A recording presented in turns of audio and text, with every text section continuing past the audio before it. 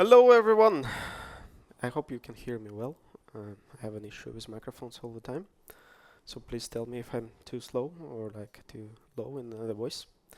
But welcome everyone. I hope you're enjoying the day, and welcome to the Exploring Dependency Injection and Reflection in Modern C++. So before we start, I will just tell a little bit about myself. My name is Mikhail Svetkin. I'm a principal software engineer at Remarkable. We are hiring, by the way. I've been doing C++ for a while. My main areas of interest is architecture. I like to build frameworks. I like to design libraries, and I have a passion for build system, I think. I will promise that by the end of this talk we will build a small framework, so get ready. On our agenda we will talk about C++, specifically about C++20. That's what I think modern is. It's not 11, not 14, not 17, 20. We will look into dependency injection, like basics. It's not a guide how to use it, so don't expect it. I will just show what options are.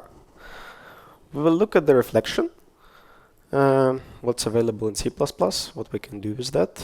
And then we will try to combine dependency injection and reflection together and see what we can do.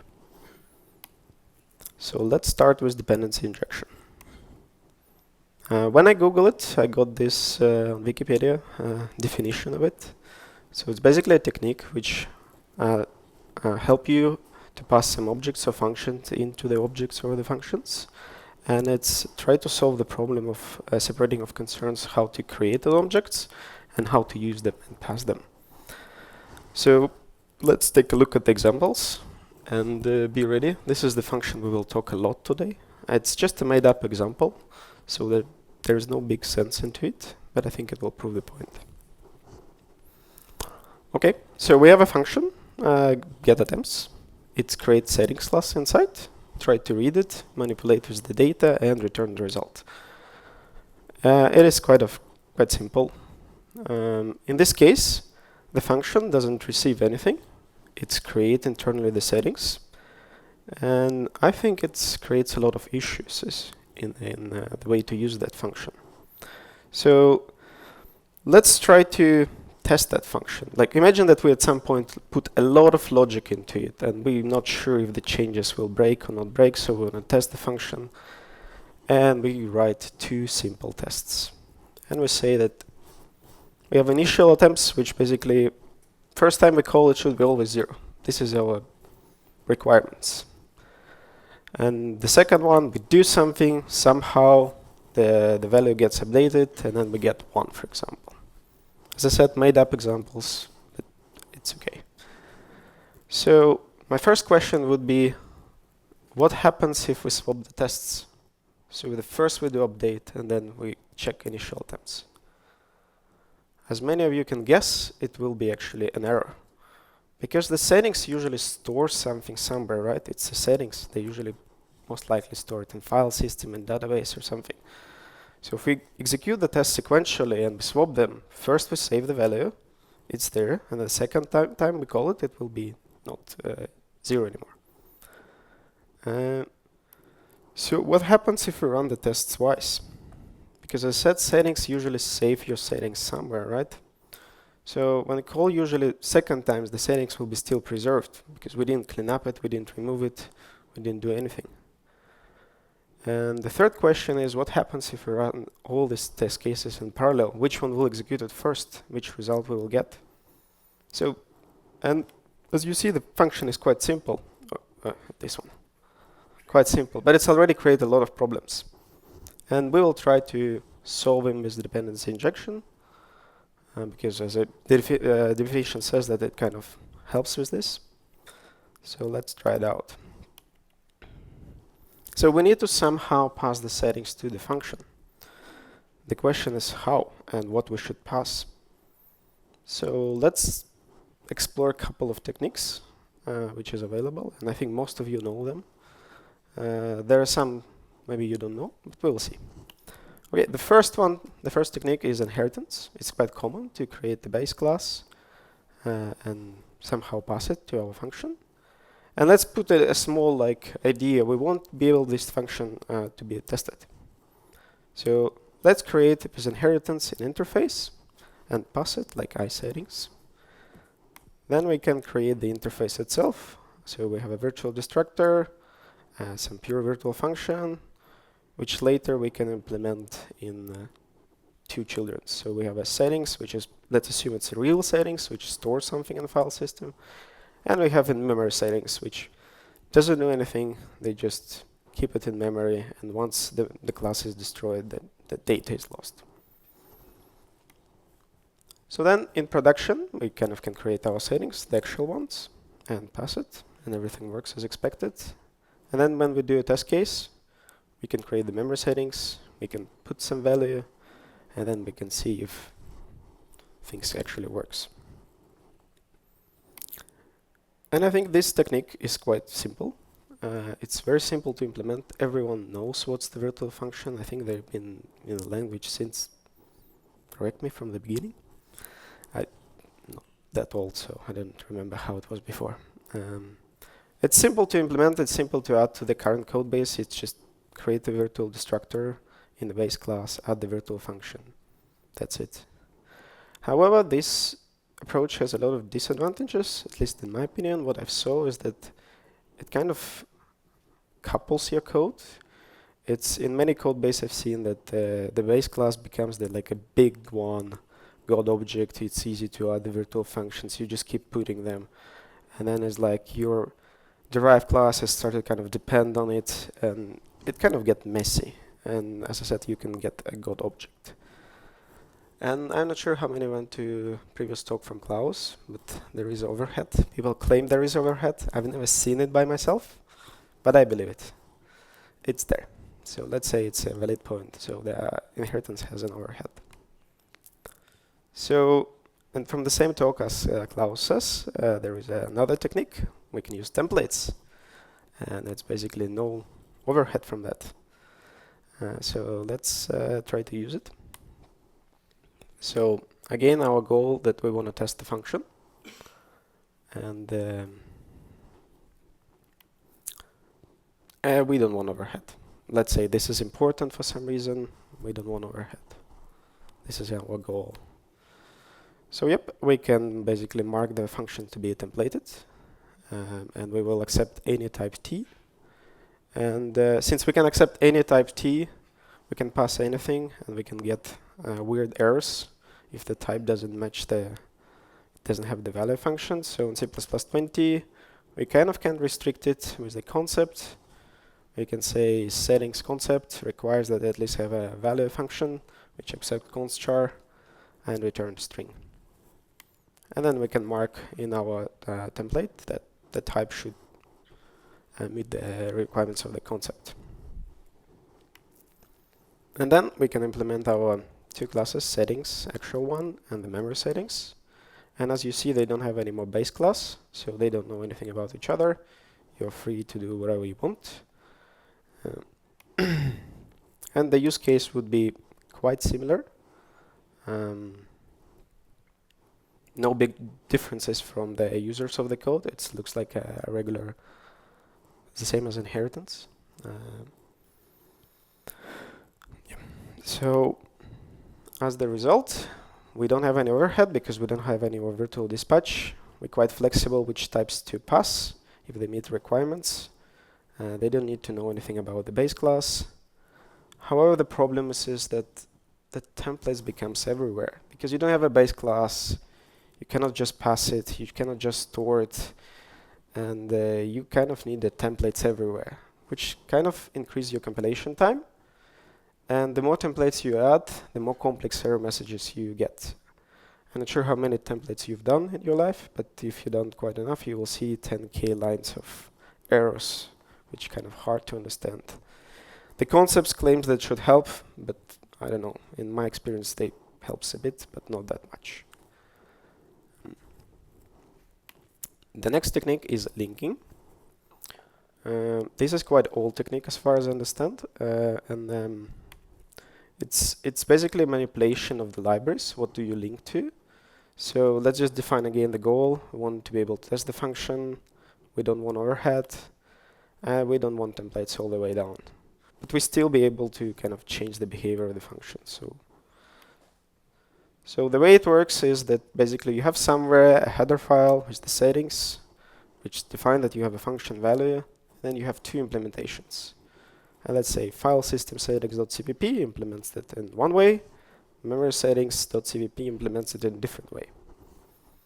And then you can produce basically two different libraries. You can create, compile, have two different libraries, and then you can choose which to link to. You need some build system help here, but you can, if you use the dynamic libraries, you can do it in runtime, switch it through the environment variables. But basically, by changing the library, you're kind of changing the behavior, and it kind of works. I would say it's quite a complicated technique, but it can solve the problem if you want. And in test case, you basically can do something similar. Like if you saw our memory implementation, we have some global variable which we can access. We can write the value and then kind of test it. However, the problem arises that since it's a global settings, again, the same issue, if you have two test cases, the value will be stored. So there is another alternative how to use that technique. You can create a make settings function, which basically return you, let's say, a unique pointer of some base class. But then we kind of bring in overhead a little bit. We need to use inheritance. And then in the test case, you can cast it to your specific class. So this technique has some advantages. You don't need the code modifications if you want to basically swap the libraries in the full application. It also allows you to modify unmodifiable. What I mean is that I've seen examples of using that technique where basically the entire syscalls to file system has been replaced, and you kind of can mock it and test it. So it was quite interesting, even though it's quite complicated technique. This is as a disadvantage. The error handling, if like you have two libraries and for some reason you have updated one but forgot to update the second one, forget to recompile, the errors could be like quite hard to understand what's going on. I don't think that any regular developer will kind of get it. I would say it's not a general use case. I guess you haven't seen that much in your code base, right? Yeah. There is another technique called type erasure, and I think this is like the most modern, the most hyped. I love it personally, but let's take a look. So we don't want overhead, we don't want templates, we don't want to mess with the build system, with our environment, but still we want to do something here. So, and when I talk about the type erasure, there is two things which are very well known in C++ right now, which erase your type is std function and std_any. How many of you know this? Can you just, yeah, okay, good. std_any, everyone knows? Okay, quite a few, good. But I will still show the basics. So basically, you have a std function, which you say what the callable object should look like, and then you can bind either free function, lambda, or you can even bind the call of the object. And then you can just call it. Pretty simple, it's erase the type, you don't know anything what you call to, but you just call it.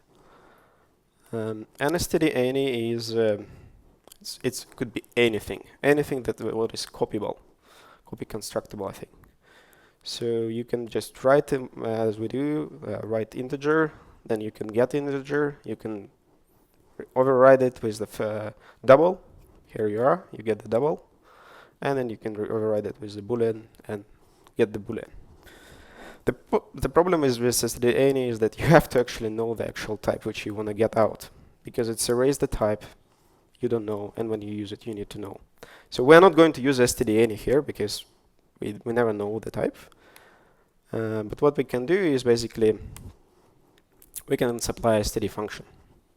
So now we don't know what it is, but it basically returns us a string. We pass the key, a string view, and return the string. And the way how it can look like in a real code, let's say, is that in production you have a lambda which calls your settings. In the test you can just mock it and return whatever value you want. That technique has an issue because it's basically, let's say I wanted two methods. You need to do std functions, so structures of std functions. And then you need to kind of care about how to initialize that and what's not initialized. So there is another improved version of it, which not in a standard kind of library, that there is no helpers there. And I will show you this. Have anyone seen this before? Okay, 2 people. Cool. Do you think it's a compilation error or is it actually valid code? Those who know, please don't say, but those who doesn't know, just guess. There is no base class. There is basically, yeah. But if you compile that code with some magic, it will work. It's called type erasure, and you can apply it for the class. There is a Klaus Ilberg who actually have a very nice amount of talks about explaining how it works. And I'm not going to explain how the Subrand version works because I think find it quite complicated.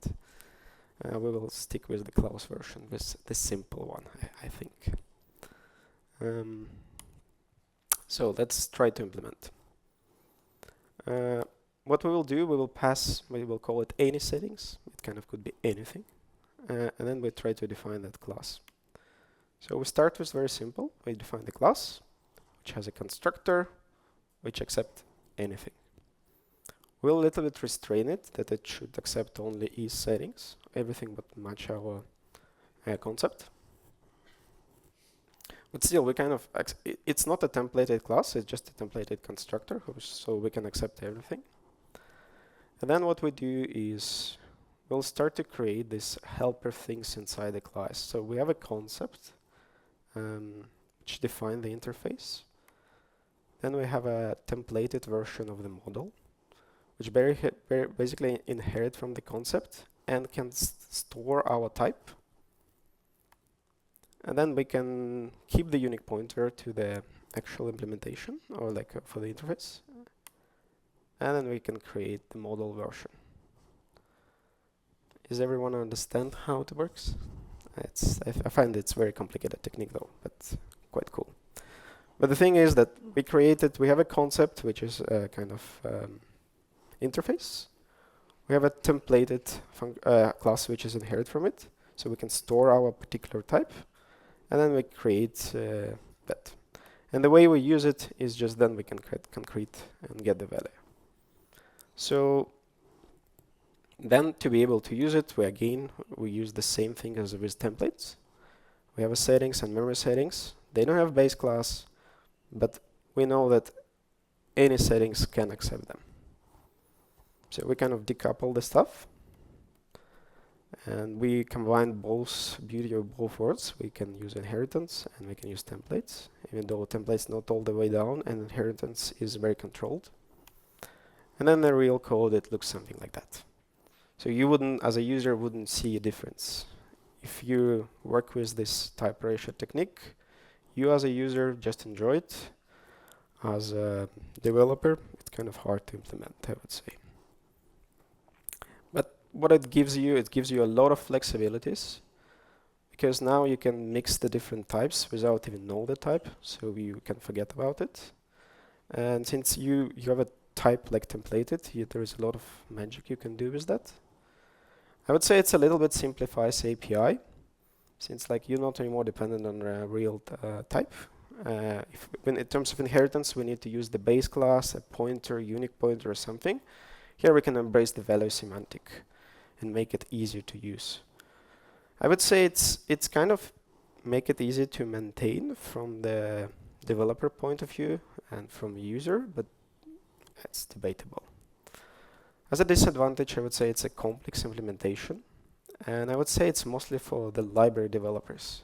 I would not imagine that you do your business logic with this, like implementing all of this stuff, you know. I would guess it's hard. However, some of you could say, like, why I didn't say anything about performance? We have a virtual class, we have like virtual functions, make unique. And that's why I said the implementation is complex, because this is very simple implementation. However, you could make it less and less overhead. And in a talk of Sir Brent, it's actually presented how to make do it without inheritance at all. And I think, Klaus, you also show it in the latest examples, right? Yeah. So yeah. So I would say this is the most common techniques: inheritance, templates, linking, type erasure, at least which I've seen in my experience. There is one more, which I call global. It's actually not my name. I took it, but I will reference it later. It's not about how to pass the objects inside. It's about how to do some global calls, kind of. Let's say I want to log something. I'm quite sure all of you have some login libraries and something. The question is, this is a global function, right? And but we just learned that this makes a lot of mistakes, how we test it, how we change it, so on. So maybe we should pass it like that. Maybe it should be just an argument, and it should be a base class or type arrays class something. It doesn't really matter. The problem is that we need to pass it in every single function. Every time we want to do a logging, we need to do logs, like pass it logger everywhere. I don't think it's very kind of nice and sufficient, because then you have a file system, maybe then you have, I don't know, time and like passing everything everywhere. It's just, yeah, quite hard. You can create like a global static variable in terms of your compilation file, like say logger, and use it. But then the problem is that if I want to change it, then I need to have somewhere should be some another global function, which I do. And yeah, I wouldn't say, even though it's workable, but I think there is quite better technique which I learned quite recently. So the point is that we want to be able to change what the log function does, and we want to inject it. So how many have seen this lighting talk from Bindin? One, at least. Cool. Okay, so there was a lighting talk, and it was like 10 minutes explaining everything what I explained you before, like in 5 minutes. But it highlighted one cool technique which I didn't know. And it's heavily templated, mind-blowing, and it's okay to not understand it. You have to try it. But let's do. So we write our concept. We have a logger, which have a function log, which you can pass some string, and it returns void. Then we can implement our default logger, which doesn't do anything. It just prints to std out. Take the string and prints. And this is where the magic starts. We created a templated variable with variadic arguments, and we assign our default logger. And the thing is, since it's a templated variable, it will be instantiated, if I correct, only when you kind of call it explicitly. And then you do this magic. You create another templated variable function, which should never ever accept anything more than these dummy args, which is 0. But you need it to be able to that it's not instantiated right away. And then you try to get your global variable, and then you log the message.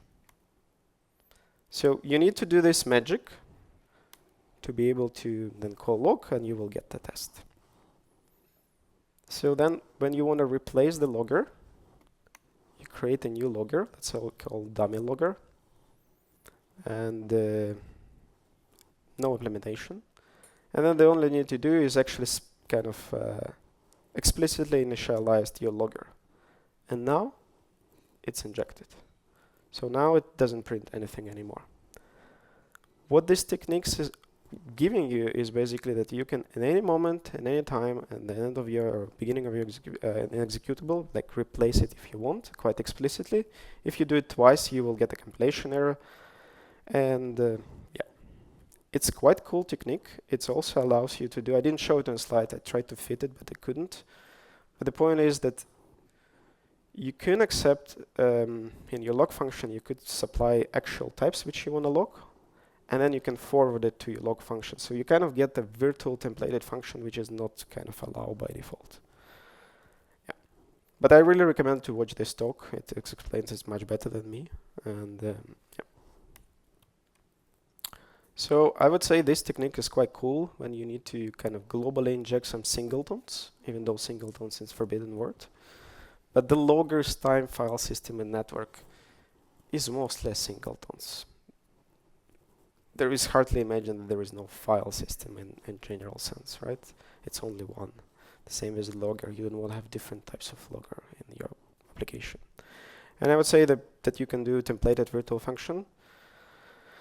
Yes, I would say disadvantage, it's quite hard, it's unreadable, heavily templated, and I would say you wouldn't use it in every place. So I want to quickly talk about how to pass dependency injections. There's not that many options in my opinion, so I will just focus on 2 of that. You might come up with more examples, but I think this is at least the base which we need to know. So basically there is a way to set your dependency through the setters functions. Like here we have an engine and we have a car. Car depends on engine. And then we can set the engine. And problem with that approach is that car object is broken without the engine. It doesn't do anything, right? You need to check all the time if there is an engine, blah, blah, blah. So what happens if you change the engine while you're driving? So there's so many of these questions, so I would generally don't recommend to use it. And instead just accept everything in a constructor. Constructor also allows you to do, like, now you can use a reference instead of pointers, so you don't need to kind of do this checks. Also, like, car object is always valid. You don't need no null checks. So yeah. I want to just summarize a little bit and say dependency injection is hard. We've seen all these different techniques. All of them has advantages, disadvantages. We talked about the testing, but it's not only for testing. It's basically about to change behavior of your application. I would say if you don't do it at the beginning, it's quite hard to add it later without some cost, because it is how it is. And now I actually want to talk about what happens in real life. And this is just my observation, what I've seen in many different projects. And I picked the setting class on purpose because I think most of the application have settings and they store it somehow. And the more you develop your software, the more the settings class grows. You get more settings, more functionality, and more functionality. And it just becomes this so big, and if you look inside, this is actually not a joke. I've been working on one project which settings been like this. So what it knew, it's new, it can write in the file system, or it can keep in memory. There was a way to test it. At some point we need to be secure, so we implemented encryption. And at some point, since the settings worked with the file system, file system was slow, we cannot kind of block the main thread, so we implemented executor. So we had a thread which was basically syncing everything to the file system. It was inside one class, settings. The more the project grow, the more options we have, and then we need to migrate the old versions to the new ones. So it had the migration mechanism itself. And it learned about the products that start to have like product specific things into it. And then the more products you create, the more knowledge you will accumulate there. And I would say we kind of created a God object. It does everything. You cannot do anything without it, and you have to bury everything with you, even though you don't need half of the functionality. What I think is, if you look at the every God object, you will find something like this. A, B, C, D stands here for like different classes. It could be completely separated. They don't need to know about the God object itself. They self-sustain. So we can move them out. And we can say this is our core libraries. Like your executor, I don't know, file system, wherever you want there. Migration mechanism. Then what left is that we kind of have a lot of features into it, like because we develop features, we sell the software, right? Software has features. And we have temporary solutions because it's a deadline, we need to do something quick, it's, I don't know, production failing. So you have a bunch of this temporary stuff. But I think, technically speaking, we can move them everything out, and it could be like this. So like each feature could be separate, and the only thing left is from the God object is kind of a glue logic, how you combine all of this together, how do you provide all the dependencies, and so on. And as I already said that word, so how to provide dependencies. So technically speaking, you can use dependency injection system here. So basically we could have that every feature temporary is more like a components, and they can define what they provide and what they require, and the dependency injection system will just inject it. I kind of started to talk about component-based architecture. I find it's quite a cool technique, where basically you construct components which are self-contained. They don't know anything about the rest of the system. They communicate with other modules strongly through the interfaces. They could be reusable. You can always say, I want these components, I want to disable these components. They're explicit about the dependency and what they provide. So we can look at this example. Like we have a settings component which knows about the settings, where to store it, and so on. It provides our iSettings interface to the dependency system. And then somebody come and say, okay, we want to create a new component, new feature, we want to synchronize settings across the products. Cool. Then, of course, our component should know everything about the settings, right? Then it's request iSettings interface from dependency system, and dependency system give it to you. So, quite cool. Let's try to implement it and see what we can do. I will take very naive approach at the beginning, and the more we go, the more worse it will become. So let's say we have a component class, which a base one, it has a name. Let's give every component a name, and it can return the provided depends, like what it provides on and what it depends on. So the dependency is some type erasure thing here, so it doesn't really matter. And then we have init and tear down, because we need to compose all these components together, right? We need to resolve all the dependencies, we need to initialize everything. So we cannot just use constructors and destructors and so on. So our settings component could look like that. We inherit from component, we say the name is settings, it provides one dependency, settings, and as I said, it's components toggle only through the interfaces. They don't know implementation, so we need to kind of cast it to know the type. And I give like a string settings just to make sure that we can have different types of settings if we want, and give them different names. And the component doesn't depend on anything, and init tear down just empty for now. Our settings synchronizer component would do the same. It has a name. It doesn't provide anything to the system, but it rather depends. So we're kind of waiting when the dependency system will inject that pointer into our component. So this approach will work, I quite guarantee to you. However, it has an issue that it's require a lot of runtime dependency resolution.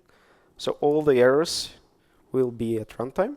So if you forget something, if you do a different type or something, it's especially bad when you do cross compilation. So when you actually can run, like if you're testing at your PC and then you need to actually run it on iOS to realize that it's broken, it's kind of bad. And it requires a lot of boilerplate. Let's take a look at our naive approach and think what we can do better. So if you look at the class name, it is actually a module name, right? If only we have a reflection to give it this information to us, we don't need this function, we don't need this boilerplate code. The same applies for dependency name. It's kind of a variable name, right? It's settings, quite easy. Again, we need a reflection to take it. And the type itself is base type of that variable. We need a reflection, right? And it will help us to simplify the code. This is my silly attempt to move to reflection, you know. So the reflection, I again Googled. I don't remember where I took it, but I found this definition. I like it. So its ability to program to inspect and modify its own structure, behavior at compile time or runtime. And basically you can inspect the types, you can access metadata about the classes, method functions, fields. You maybe can invoke the functions by name instead of typing the code kind of. And you could modify the code itself. So this is a general definition which I found somewhere, I don't remember. But what's about C++? C++ doesn't have official reflection, and I heard the rumors it maybe will be in C++ 26, and people say even this one. Maybe who is from community here can say this is the correct proposal which is there already and be accepted, I don't know. But we said that we in C++ 20 world, so what can we do? So I would say officially you can do only a small amount of type inspections. Unofficially you have metadata access. And we will go through this all the magic today. Be ready. So let's take a look first at what we have. We have the type traits, which can tell you something about the type. Concepts, which are quite similar. Size of, it will give you a size of the object. And you have type ID, type info. This is runtime information. We don't really care about it right now, so I will just drop it. I will show you a simple example how the type traits works. So basically, and the concepts and size of. So if you create a structure, you can ask the system, is it a class? And it will tell you true. So our static assert is fine. You can ask, is it a function? And it will fail to compile. You can also check if that type is exactly the same. And you can get the size of the structure. Now let's go to the magic. By the way, how many of you wrote reflection before in C++? Okay, almost no one. Cool. Okay, let's start with the simple one, which is called function traits. And I will show you the example first, and then I will tell you how it works. So what you can do is, imagine you have a free function, which is return the std string, accept int and float. You can have a sum of function traits mechanism, where you pass a function pointer, and as a result you get how many arguments, what's the type of them, you can access by index, and you can even know the return type. It also works for lambdas. It also works for the class functions. The difference is a little bit in syntax though. And for the class type, for the classes, you actually even can get the class type. So let's take a look at the implementation. It's quite simple, to be honest. I don't know why it's not in the standard. Would be nice, but it is how it is. So you have a function traits, you define a tabulated structure without implementation, and then you do partial specialization. This one basically is a function pointer specialization. So we have a return type and arguments. And then you can just use a std tuple to access the type by the index. You get the return type, and you can count how many variadic arguments you get. Then you need one specialization for the lambda. Every lambda has it's internally an object, right? So it has an operator, callable operator, so you just need to take the pointer of it. And then the same rules applies as here. And for the class, you just need to a little bit specialize that it's actually a pointer to the method of the class. Nothing else. So quite simple, available from C++ 11 since the variadic arguments exists. However, this technique has one limitation. You cannot access to argument names. Just not available, this info. The second magic is a type name. And I will show you again the example. It's basically you can have a helper function which you pass a type and get the string representation of it. So in this case we say type name int, we get the int as a string at compile time. We have a struct foo, we can pass foo and print foo, and the same for any other types. So let's take a look at the implementation. And we start with this simple thing as source location. How many of you know what it is? Good, many. It's still a say, but basically you can know a source location contains the information of the which file it is, which line it is, which function it is. I think column as well. I don't remember.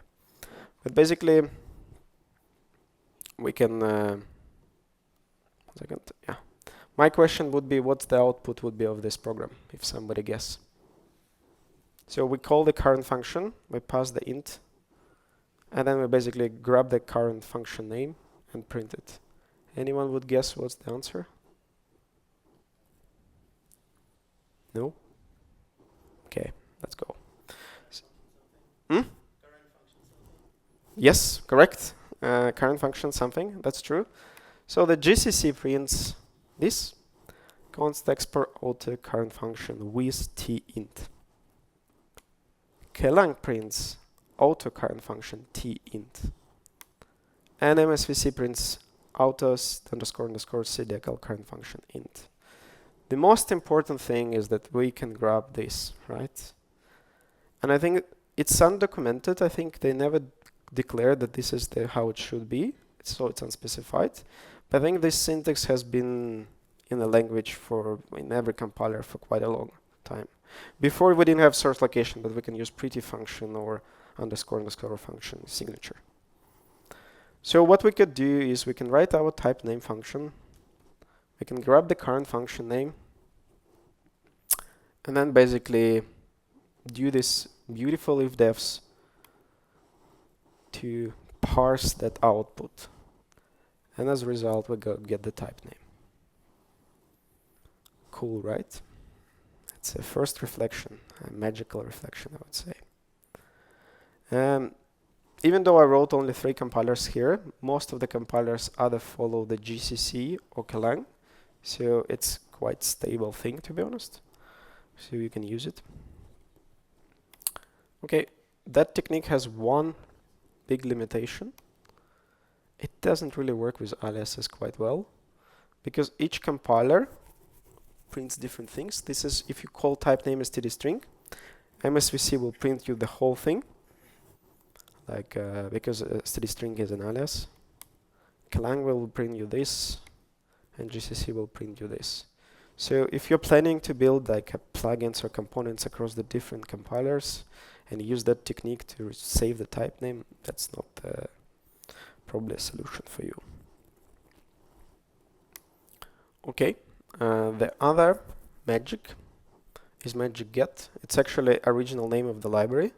Later it's been accepted to the Boost as Boost.PFR. And this is how it looks. Question, will it compile? Basically what we have a structure, we instantiate the object, and then we call fmt print. Anyone brave can say will it compile or not? Not compile, okay, it will. So the output will be like this. It will be my structure, field E, 100, C, H, and D, 3, comma, 4, P, wherever the value there.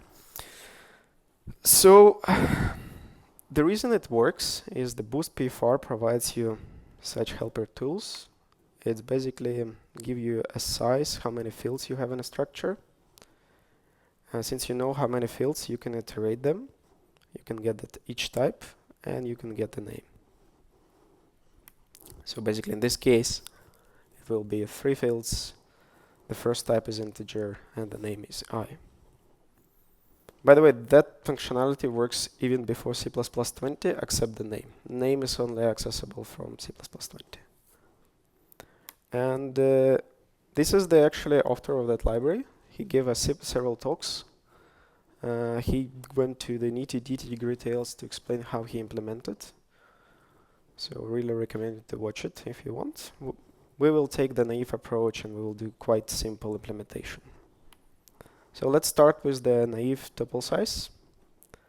And the way it works is that basically in compile time, when we call the naive tuple size, we will try to instantiate our type with and then we'll supply it with ubiq, which is a special structure which can implicitly convert to any type. So what it does is basically that we can try to instantiate in the beginning with one element. If it fails, we will add one more, until we find how many types we need to supply to initialize. And in this case, like, we will try it with 1. No, structure requires more, 2, 3, and that's okay. That has an issue. This has a complex memory consumption, and this is very naive. Never use that approach. The real implementation is much harder. It is how it is. Okay. Now, since we know the tuple size, we can write this boilerplate code. So if it's size of 1, we can do the structure bindings to get the value. I can make a tuple of it, and then we can take the type or get the value if you want. A lot of repeats, but I think you don't really need that much. If you have a structure more than 10 elements, I think you're doing something wrong. So that's okay. Actually, there is another implementation in C++ 14 which doesn't require any magic like that, like we do have constexpr, but I think it was deprecated from C++ 17. Something. Look at the Anton talks, he will go through it and explain everything. So as for the name, it's exactly the same technique as we get the type name. The only difference is that we accept a pointer as a template argument.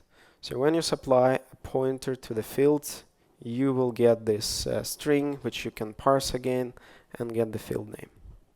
That's it. So the magic get has few limitations.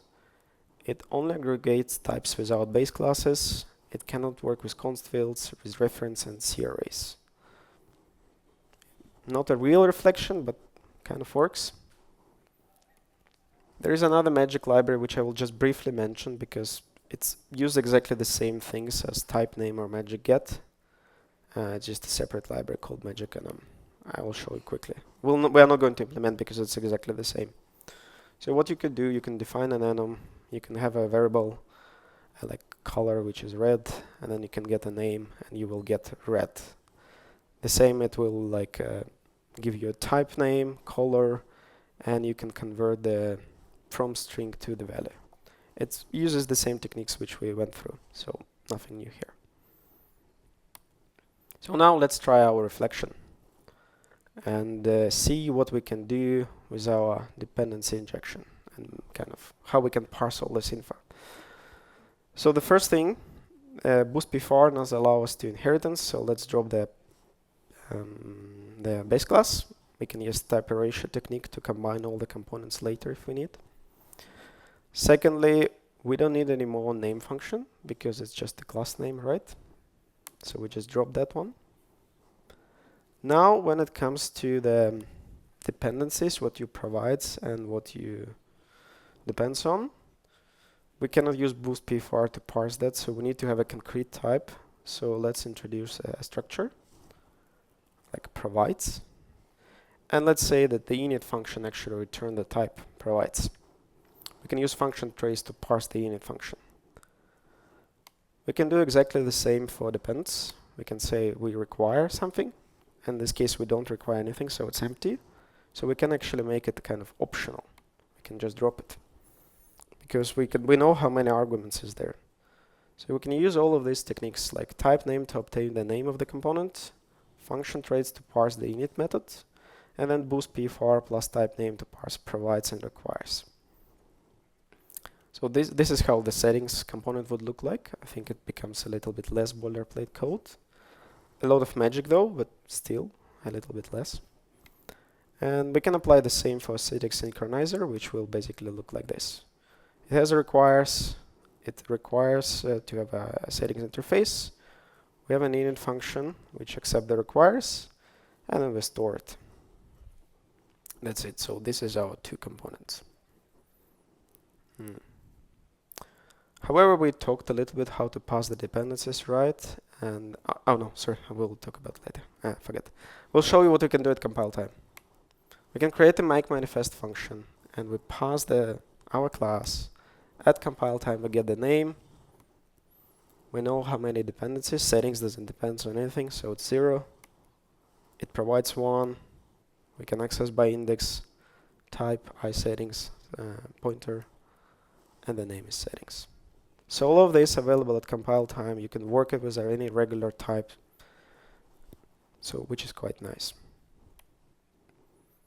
We can do the same for setting synchronizer component, which is the name is as a class name. It depends on one, iSettings pointer, name provides 0. So now what we could do is we can create another helper function. I'm not going to go in details of these functions, just doesn't really matter. But you can basically say, I want to make a bundle of the components, and that would be your first product. Then you can initialize it and tear down if you want. And then, for example, you can create a second product, which is basically only settings, and you initialize and tear down. So basically, you can group these components at compile time, verify. Basically, what we can do compile time dependency resolution. We can check if the properties mismatch, if there is a dependency loop.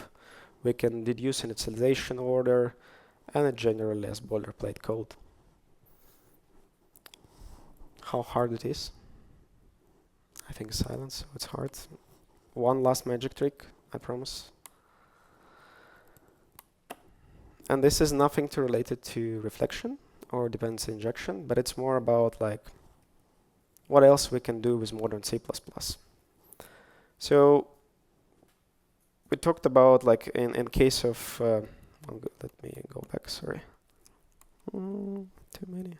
Yeah, so if we look at the settings synchronizer component, it's the class itself kind of unworkable unless you call in it, and you just need to pass the your dependencies.